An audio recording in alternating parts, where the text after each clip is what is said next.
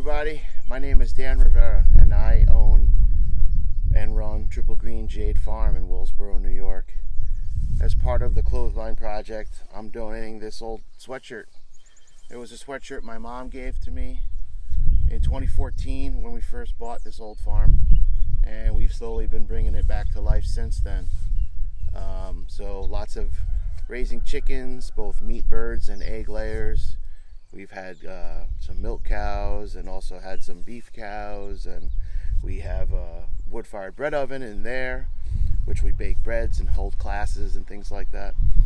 So yeah, this is a sweatshirt that I use on a chilly spring morning to do my chores, to feed chicks and make sure everyone has water, things like that.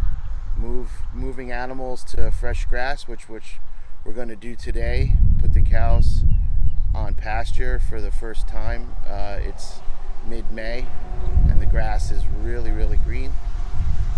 So I hope looking at my sweatshirt you can see a lot of the hard work and that we put into our farm, and also into feeding folks, because that is something very near and dear to our hearts. So thanks for watching and enjoy the rest of this project. It's a pretty amazing thing that's being put together here.